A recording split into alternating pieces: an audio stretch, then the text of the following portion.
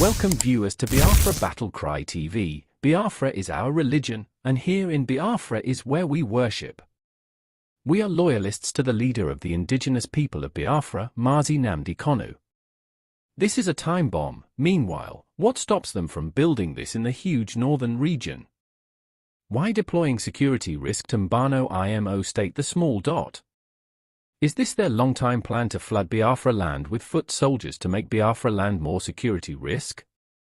Whatever they are passing through is man-made and not a natural disaster, hence our people should rise and stop this conspiracy of trying to endanger Biafra with a more Islamic agenda of conquest.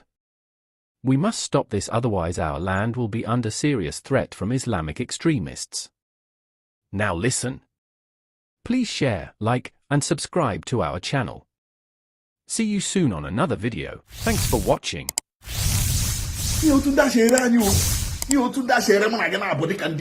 This is how they sell us out. Lemon, even the governor, even you know, what is your problem for crying out loud? Your problem? Can they have it in Lagos? Can they have it in Abuja? Can they have it in Kano? Can they have this thing in Kaduna? Why are they bringing it to the southeast?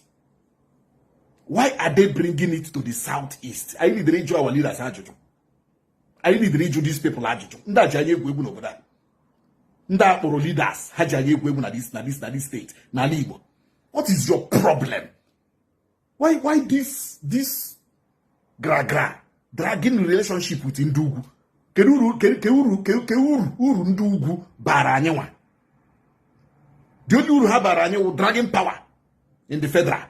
That is the only uru nda baranye. Dragging power. Owu uru ha baranye uru. Ura chi butrani IDP training center Ndugu nde Fulani nda Hausa n'Imo State. Nde hime Mbano. You people should stand on your feet now. Unu bankete mmiri erekulu unu.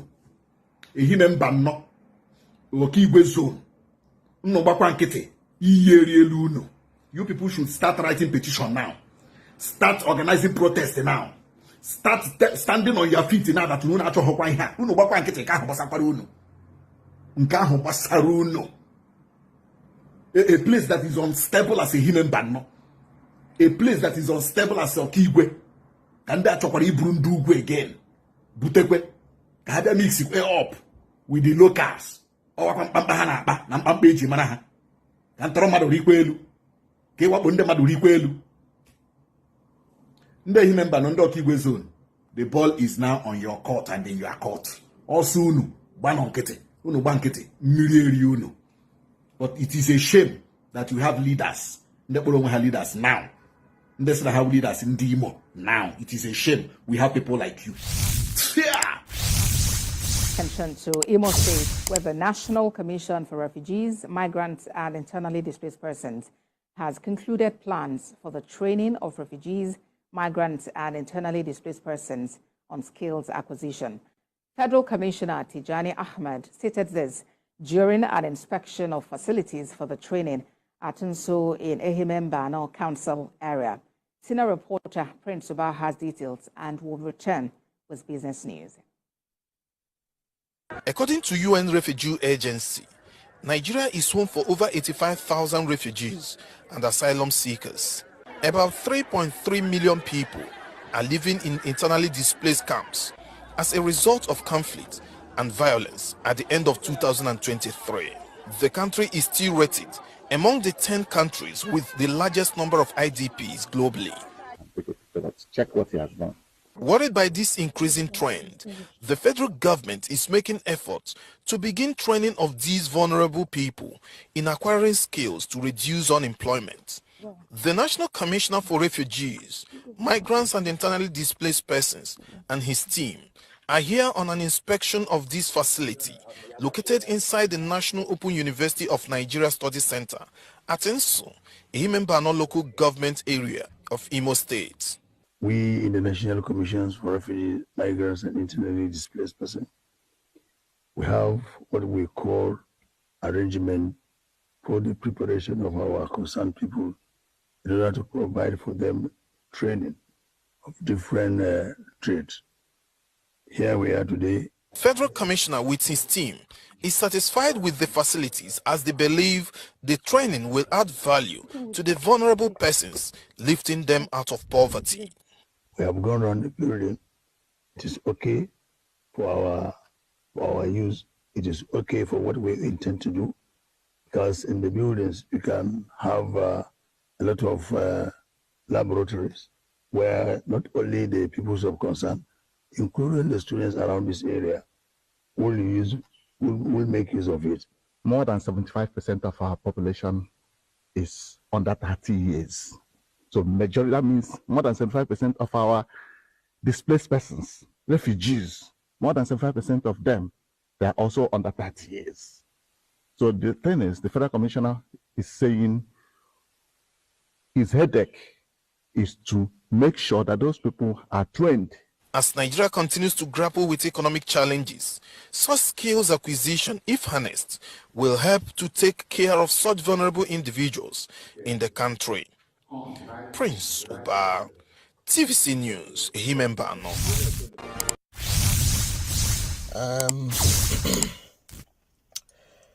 Ndị Igbo, ndewo, ekelela m n'iwala. Ya rịrị onye ihu mma, rịrị onye azụ mma. Enwere ihe mere m jiri si ma ka m tinye ọnụ n'okwu gaga on. Just obere okwu, obere ndụmọdụ, because ọ onye nwere alụ ya ewete, because Igbo wofu, we are one. Annabe kpọmara ụmụ ya jụọ nwoshi ọrụ ugboro ole ihe ga-eme nwa amata ihe. Ụfọdụ shi ọgụ, ụfọdụ shi onye ọla-ekwu abụọ, ụfọdụ shi atọ, bụ nwa evula aka akpọma nna ya gwa ya sa ahụ otu. Aha agadi kpeshi hume ya eme, hume onye ọzọ ya eji ya mụrụ akọ.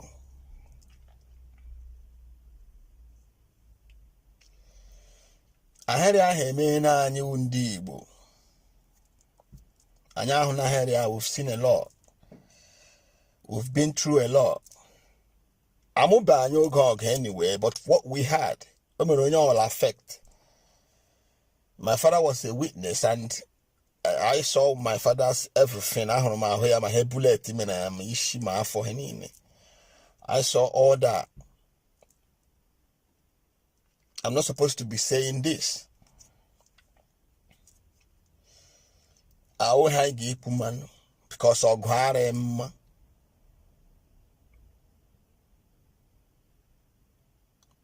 Orem is not going to be good. I'm against information. I'm come on rumor.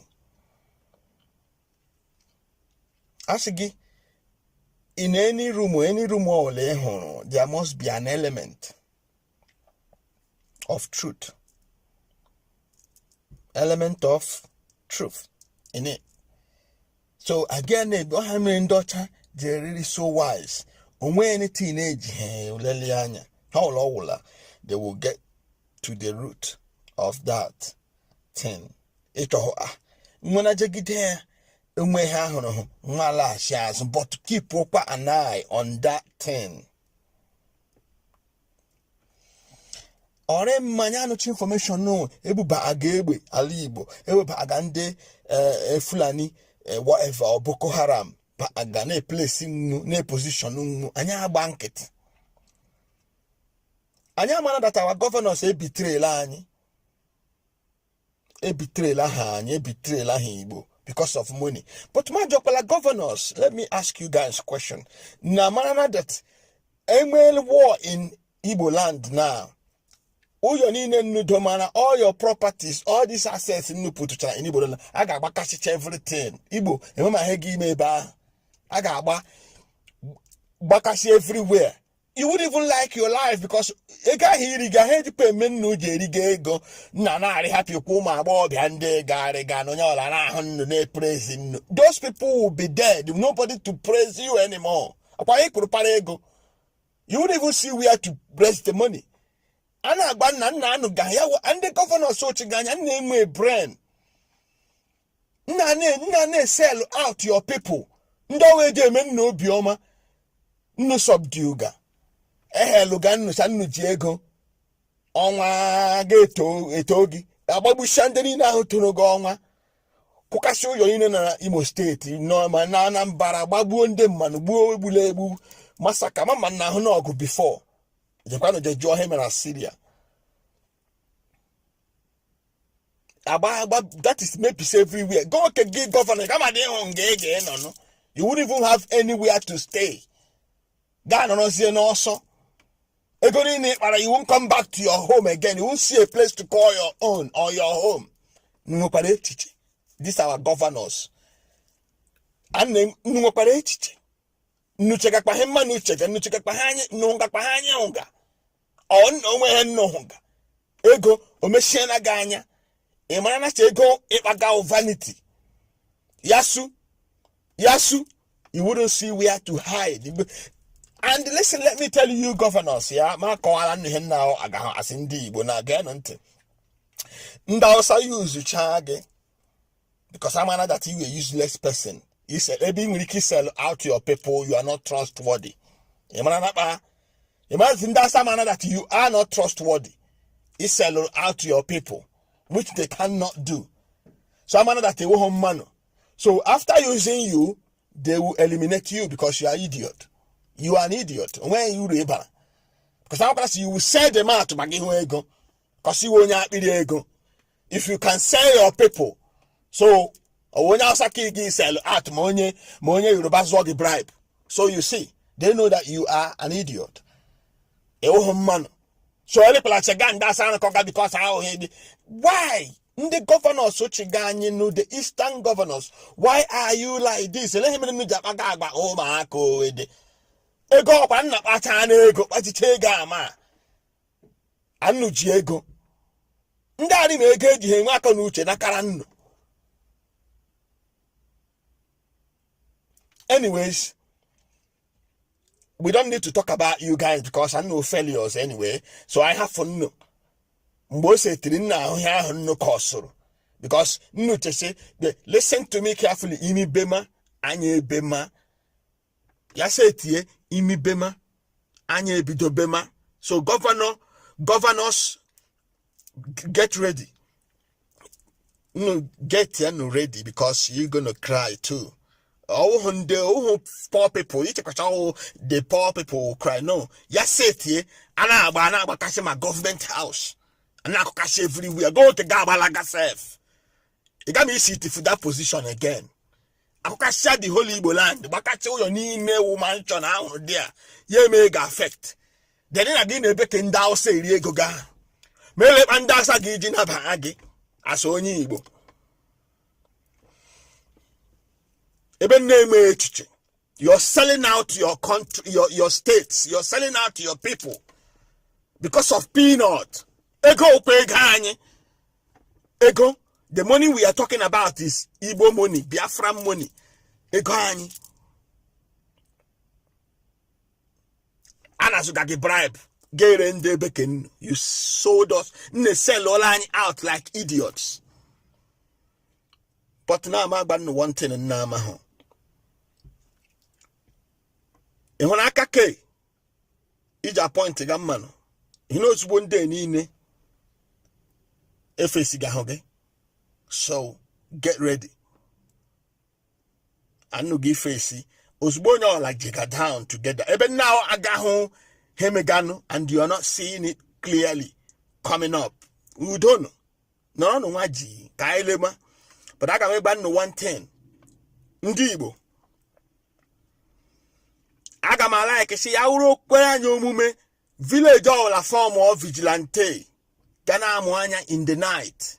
Ane rotate ya ndozo na arahona ndozo amuranya ndeke raho ujishozo ndozo amuranya rotate ya Call on your guys in diaspora. Linking up with them. Banungo your plight. Anyele mbele he muniki me fulan no. Iji pardon. Makande keno yo. Just to eat a powen nunche because we have to kena and pocha now. I need the weekend pocha. Igbo. I need the weekend pocha now. O say timana. Anyage wo Sharia because I am on Christians. Anyama bawe wo charismatic wo Catholic wo Anglican, it doesn't matter, but we are all Christians. Anyaga no mite. Tono mema Sharia law. Oga ha happen no like that. I don't Sharia law church bia tono wo Christian. I suppose you practice your faith here, or you're supposed to be free. Here by force, so it's not a walk or gaha walk. I told me Purujema. I need another information now. I need another information. And I suppose we may ignore that information because all those informations Makese Igbo na South Africa nyiga. These are men. Ipuga ho nonsense.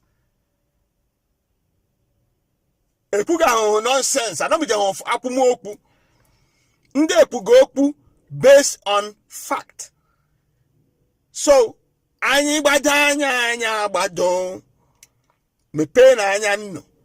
Kai bito na form ma vigilante because awumba no no kai la bana. Ndi oshina ma ahu gi ma operate on be je ma operate mbo nde mano na hango una mgbe no una abiagide gi you can't do nothing agbagide gu yo oku na-eregbu ana ama na agba ego oku gi na agba hisha na agba nde ka eregbu they know how they operate all in the night but ngwa no form on vigilante form on village niile ni Igbo town niile no n'Igbo bidonu now form manu vigilante immediately onde erahu anya asụta ndị ọzọ amụ anya echi ndị ọzọ arahu ndị ọzọ amụ anya in that way anyị ga-ama aheba aga ala Igbo ma aheba aga village ma onye ga anu pusi gị there hold it there gị mo egbuo gị mpọ ga kọfu onwe gị eso ha asụsụ awara Gaka hi me gujisi zikwana anya bi je nakwa ngi chere fu a that way aga he take any unawares emega so take Igbo unawares that means ozugbo brain ni na anya eja akpasa na onweghị isi o onweghị ukwu isi and that something ndị Igbo ma adate governors ni na anyị placeri si nwochekwa anyị akpọfega ha anya akpọfega men ndị akpọfela anyị nsogbu anyị mere today governors anya akpọfela anyị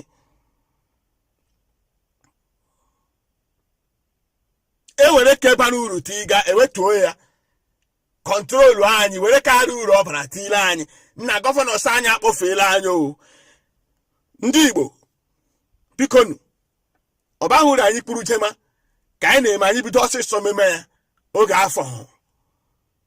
afọ hụ bikonu ya rịrị onye ukwu mma rịrị onye azụ mma arị onye anyị kwugacha ime offend but anyị kwugacha ọbara anyị uru because agba akpụfu a na-eji abụọ ọgaranya ihe niile anyị rụrụ anna m ana mgbe alụrụ ọgụ Biafran war, civil war, Nigerian Biafran civil war, a lot of things damaged. I wasn't born then, but from here, no, everywhere. I just read the Gawishi. A guy who may take you back. If I shall be a guy who back. That's what all the plan is to demoralize us. Because I know you take here the space of time and you build up our empires. Now, they want to come and destroy it with all these touts. Ndibo. Anya ga ikpe fushi ya me o. Anya ga ikpe ya si ya me. Anyị ken kpụcha na ọ ga-eme. Anyị jubu were ka niile ya ri serious ma omega hụ. Anyị take ya serious nwanne ọ ga-eme. Biko ndị Igbo. Ekelela m nnu. amara na m so ụka kem nwekwara ike ọ arị ebe ọ ga-eru bọt lebakwala na ya anya anyị mara ndewonu ha ndị okwu asị ka ha bụ ma ume ahụ ma okezi ikpeazụ ma nne ya nwa odo okwu asị ka ọ bụ nke a ndị ji asị na-eri nri ịgbara ndị Fulani odibo nchi iwu osote onye isi n'obodo Naijiria ọ mgbe m nọ n'ụlọ ikoni ka m ga-etinye ha n'aka akwụkwọ si ha agaghị m emezi Biafra ọzọ unu bịa ka m gbara unu odibo ka ndị ọzọ si agbara ha odibo ha rịọrọ m ọzọ kwee n'ihi ndị ya niile maka ọdịmma nke ha nwa na nke ụmụ ha ma nke ụmụ ha ga-abịa n'ihi na agwara m ha okwu m si ha oge mgbe Zik a na-agwa Zik mgbe ọ na-eji ike na-akọwara Zik si ya na ebe ị na-aga n'ụzọ adịghị ya ọ na-efe isi kpakakpaka mba ọwọ Naijiria ka anyị gaa n'ihu lekwa ọnọdụ anyị n'ụbọchị nke taa na-akọwakwara ndị ya sị ha ihe a Zik mere mgbe mbụ tinye anyị na ụmị anyị nọ n'ime ya n'ụbọchị nke taa ọkwa ihe unu na-eme kedu ụzọ nwanne Nnamdị Kanụ si na-eme ya na-emeju ya unu kọwara m ka m ghọta na m sị ma unu arụghị ogwe nke abụọ gafere River Niger na unu ga-arụ okporo ụzọ unu ga-emezi ebe niile ebe ụmụaka na-aga akwụkwọ ọ ga-emezi emezi ọma mma ụlọ ọgwụ a ga-arụzi ya arụzi a ga-enwe ọkụ mmiri ga na-agba ọ ga-adịrị onye ihu na mma dịrị onye azụ na mma kedu ụzọ m si mejọ ndị dị etu a asị m na ụzọ m si na-eme ya na ọ dịghị mma njọ ha sị mbụ ngwa agha onwenye m gbara egbe onwenye m gburu mma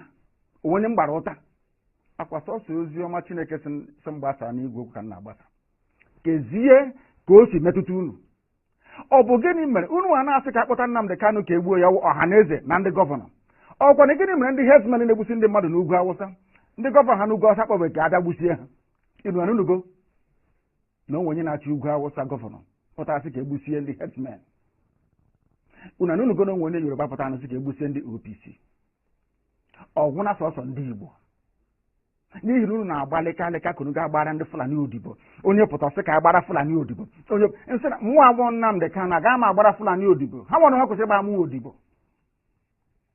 ọ ihe na-esere mụ na ha gaa n'ugwu Awụsa ndị ha na-akpọrọ isi n'ala na-ajụ ha o unu n'ebe a Nnamdị Kanụ ọ pụtakwa n'ụbọchị one unu ha bịa ọ na-akpagharị ebe niile ego ọ na-enye ga-enyekwa ya ọzọ onye ahụ otiri mkpu bịa ọ gaa na BBC Igbo na-akọrọ ha aka m esokwa ya aka gị ọkwa ọgwụ ogonwa wee onye isi nche na steeti gị ị ga-agwa m na onwe ka ndị agha obodo ekwensu bụ zuu Naijiria ga-esi malite na-akpa mkpamkpa n'obodo gị ịmaghị ihe gbasara ya ngwongwo niile esi be mburu akwa ebe ka esi ikpeazụ ka ebuga ya na gọọmenti atụ na Ezinna m ha na-ekiri na-amụ amụ ohe were ụmụnne ha na-eresi ndị Fulani site na ndị Fulani ga-ahụ ha n'anya wee na-ajụ na-asị gị na-eme na ọha na eze n'ụbọchị nketa akwa ofu Jubril a ha na-agbara odibo ha na-achụrụ efi akwa ofu Jubril a bịara ugbu a bịa tisa ọha na eze tiwa ya ụzọ abụọ ịhụnanya ya o nwere otu ọ ga-abụ ma gị ma ha nwere ike bịakọta ọnụ ka akpa ihe ọfụma nwee nkwekọrịta otu a ga-esi gaa n'ihu ihe na-emenụ ndị be anyị wụ na ha na-aghọtachi anyị na-eme ọfụma ịjụ ọha ha sị na m chọrọ ikewapụ Biafra n'ime Naijiria na ọ bụghị ihe ziri ezi n'iwu obodo ha akwadoghị ya nna ajụ ha sị ya kee ụzọ chọrọ isi ime ya asị na ọwụ ka aga mee ntuli aka elu anyị bịanyecha aka atụcha vootu aga na ebe a na-eme iwu anọrọ akpa ya ekwekọrịta anyị gawa n'iru njụọ ha ndị na-eme iwu obodo Naijiria mmadụ ole si Kano steeti pụta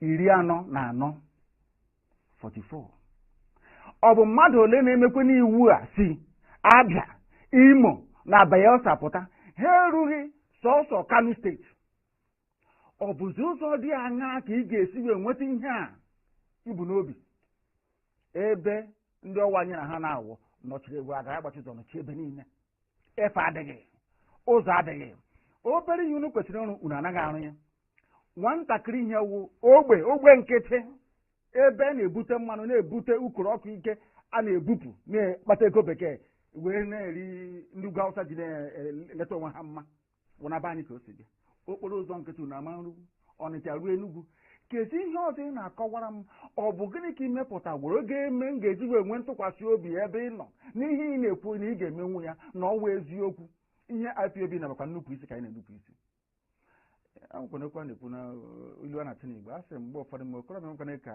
onye ara na-alụ nye nwaanyị ọkwana ihe anyị na-eme na mmegbu anyị na-emegbu anyị na ọ karịala na ihe a na-eme anyị na ọ dịghị mma ekunye agbagburu anyị ego ebe a akpọ ejide ebe anyị na-azụ ahịa laa ya n'iyi ha nwa na onwe ha enweghị ihe ha pụrụ ime ha niile na-agbara ndị Fulani odibo ị ga-abịa depụta nna gị okwu sị nna gị okwu ana m enupụ isi nsị ha mmụọ awụ Nnamdị Kanụ na m agbara ha odibo uru ha bụ m ka mụ na ha mee ya ha ajụ ọ ji na-ese okwu onweghị ihe ọzọ